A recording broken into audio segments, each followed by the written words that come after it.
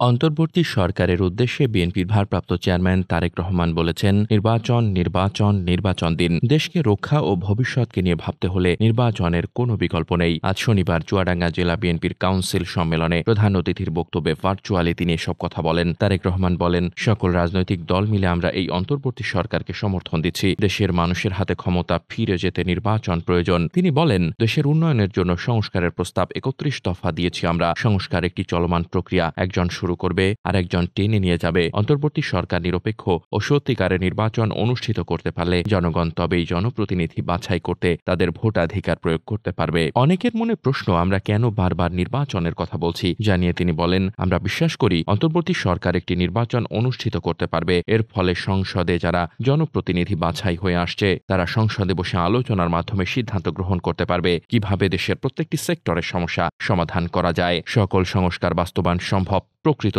ও সত্যিকারের একটি নির্বাচনের মাধ্যমে। নির্বাচন যত দেরিতে হবে ততই ষড়যন্ত্র বাড়বে, কারণ আন্দোলনের মাধ্যমে স্বৈরাচারকে হটিয়েছি, কিন্তু হটিয়ে যাওয়া স্বৈরাচার তো থেমে নেই। দেশি ও বিদেশি দোসরদের নিয়ে ষড়যন্ত্র চালিয়ে যাচ্ছে। শুধুমাত্র একটি নির্বাচনের মাধ্যমে সকল সমস্যা সমাধান করা সম্ভব। দেশের ভাগ্য উন্নয়নের জন্য নির্বাচিত প্রতিনিধি আর দরকার নির্বাচন, সেটি অন্তর্বর্তী সরকারের কাছে তুলে ধরতে হবে বলে জানান তিনি। তারেক রহমান বলেন, দেশের রাজনীতির রুগ্ন বা অসুস্থ হলে দেশের সবকিছু অসুস্থ হয়ে যায়। তাকিয়ে দেখুন, স্বৈরাচার সরকার সবকিছু ধ্বংস করে দিয়েছে এই রাজনৈতিক রুগ্নতার মাধ্যমে। নেতাকর্মীদের উদ্দেশ্যে তিনি বলেন, দায়িত্ব নিতে হলে দায়িত্বশীল ভূমিকা পালন করতে হবে। দায়িত্বশীল ভূমিকা পালন করতে আশপাশের মানুষের প্রত্যাশা পূরণ করতে হবে। যদি এই প্রত্যাশা পূরণ করতে পারা যায় তবেই মানুষ আপনাদের দায়িত্ব দেবে, অন্যথায় দ্বিতীয়বার ভাববে। এ সময় উপস্থিত ছিলেন বিএনপির মহাসচিব মির্জা ফখরুল ইসলাম আলমগীর, ভাইস চেয়ারম্যান শামসুজ্জামান দুদু, খুলনা বিএনপি ভারপ্রাপ্ত সাংগঠনিক সম্পাদক অনিন্দ ইসলাম অমিত, তথ্য বিষয়ক সম্পাদক আজিজুল বারী হেলাল সহ